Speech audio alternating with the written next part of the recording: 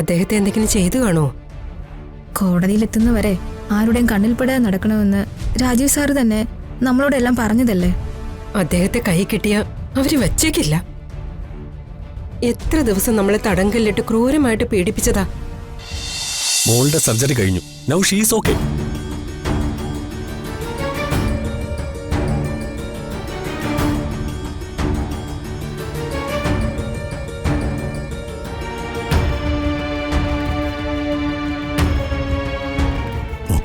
Doctor, surgery success ആണ്. മോൾക്ക് ഒരു കുഴപ്പമില്ല. ബോധം വന്നിട്ടില്ല, പക്ഷേ അതിന് കുറച്ച് സമയമെടുക്കും. She is under observation.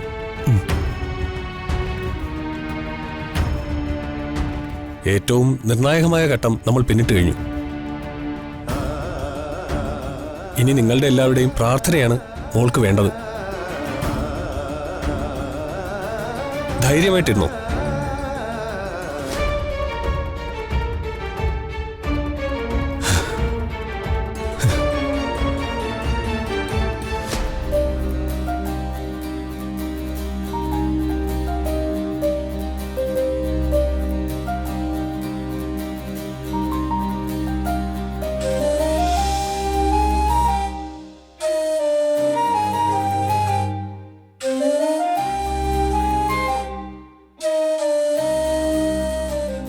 ഇതെന്താ ഇവിടെ?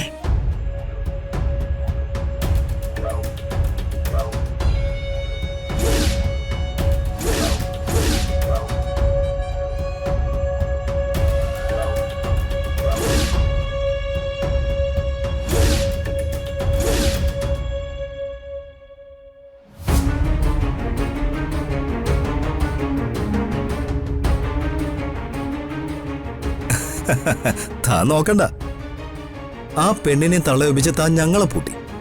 പക്ഷേ ഞങ്ങൾ ആ പൂട്ട് പിടിച്ച് പുറത്തേക്ക് വന്നു. ഇപ്പോ തിരിച്ച് ഞങ്ങൾ തന്നെ പൂട്ടി. രക്ഷപ്പെടാൻ പറ്റുമെന്ന് താനൊന്ന് നോക്ക്.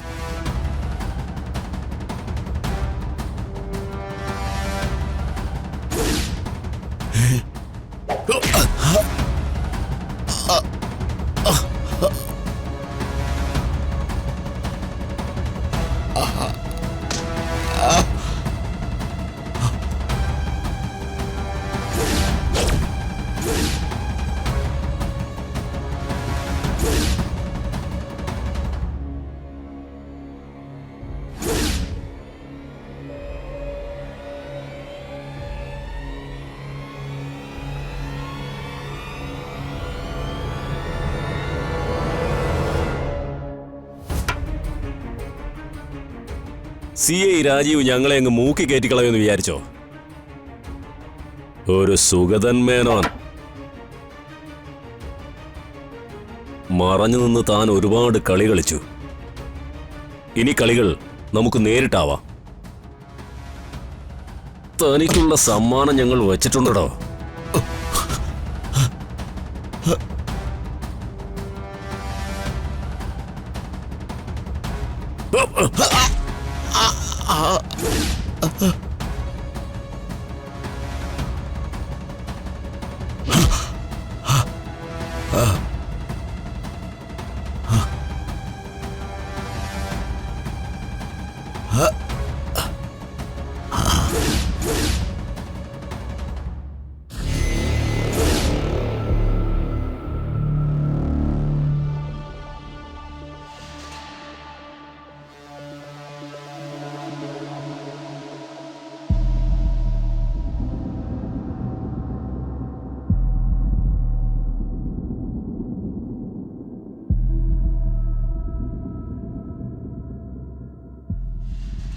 ഗൗരിമോൾക്ക് ഇങ്ങനൊരു അസുഖം ഉണ്ടെന്ന് നമുക്കൊരു സൂചന പോലും കിട്ടിയില്ലല്ലോ ഗോകുൽ. എന്തെങ്കിലും ഒരു സൂചന കിട്ടിയിരുന്നെങ്കിൽ മുമ്പേ തന്നെ നമുക്ക് ചികിത്സിക്കായിരുന്നു. ഇത്രയും വേദന എന്റെ മോക്ക് അനുഭവിക്കേണ്ടി വരില്ലായിരുന്നു. അതെ, ഞാനും തീരെ പ്രതീക്ഷിച്ചില്ല. എന്തായാലും ഇപ്പൊ സർജറി കഴിഞ്ഞല്ലോ, ഇനി പേടിക്കാനൊന്നുമില്ല.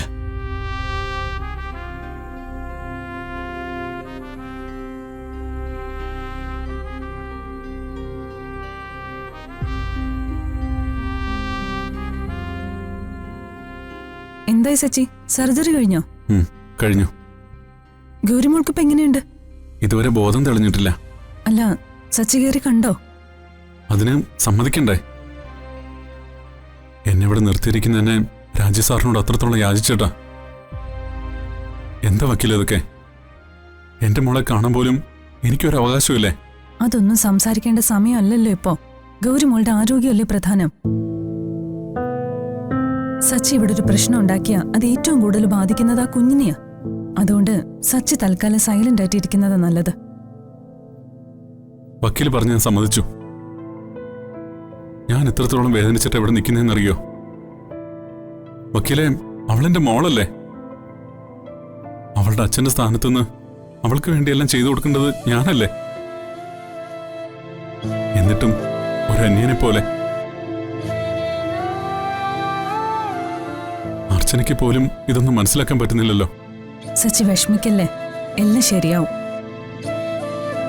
ഞാൻ ഗോകുൽ സാറിനെ അർച്ചനെ ഒന്ന് കണ്ടിട്ട് വരട്ടെ.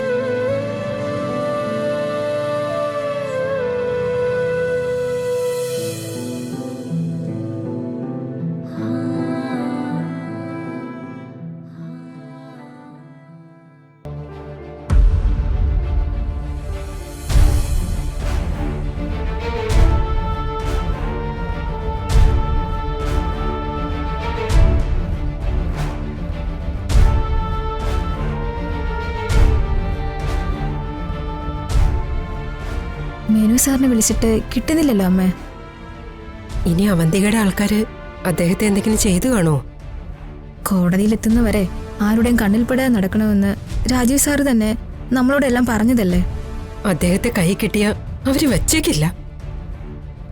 എത്ര ദിവസം നമ്മളെ തടങ്കലിലിട്ട് ക്രൂരമായിട്ട് പീഡിപ്പിച്ചതാ. ഒടുവിൽ അയാളെ കാണിച്ചു കൊടുക്കാന്ന് പറഞ്ഞ് മൂർത്തിയെ സന്ദീപിനെയും രാജീവ് സാറിനെ കൊണ്ട് അറസ്റ്റ് ചെയ്യിപ്പിക്കുകയും ചെയ്തു. ഇനി അവർക്ക് ആവശ്യം സുഗതൻ ചേട്ടനെ തന്നെയാ. കൈ കിട്ടി അവർ അദ്ദേഹത്തെ കൊല്ലും. നമ്മളിപ്പോ എന്താ ചെയ്യണ്ടേ? വേറെ ഒന്നും ചെയ്യാനില്ല മോളെ.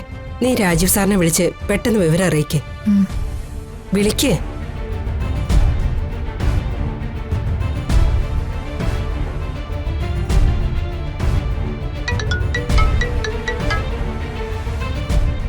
ഹലോ കാഞ്ചന. ആ രാജീവ് സാറേ, മേനു സാറിന് ഫോൺ വിളിച്ചിട്ട് കിട്ടുന്നില്ലല്ലോ. കിട്ടുന്നില്ലെന്നോ? ഇന്ന് രാവിലെ നമ്മൾ തമ്മിൽ സംസാരിച്ചാണല്ലോ. വൈകിട്ട് കാണാമെന്ന് പറയുകയും ചെയ്തു. കോടതിയിൽ ഹാജരാകാൻ പോകുന്നതിന്റെ ബാക്കി കാര്യങ്ങൾ എങ്ങനെയെന്ന് അറിയാൻ വേണ്ടിയിട്ടാ ഞാൻ അങ്ങോട്ട് വിളിച്ചത്. പക്ഷെ അദ്ദേഹത്തിന്റെ ഫോൺ സ്വിച്ച് ഓഫാ.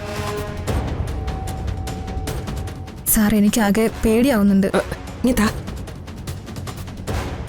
സാറേ, ഞാൻ ലീലാവതിയാ. മേനോൻ സാർ അവരുടെ കയ്യിലായിട്ടുണ്ടോന്ന് എനിക്ക് സംശയമുണ്ട്. എന്തിനും മടിക്കാത്ത ആളാ അവന്തികയെന്ന് സാറിന് അറിയാവല്ലോ. കൈ കിട്ടിയ അവര് മേനോൻ സാറിനെ കൊന്നുകളയും. ഉടനെ തന്നെ അദ്ദേഹത്തിനെ കണ്ടുപിടിക്കാനുള്ള ഏർപ്പാട് ഞാൻ ഉണ്ടാകാം. ഞാനിപ്പം ഹോസ്പിറ്റലാ.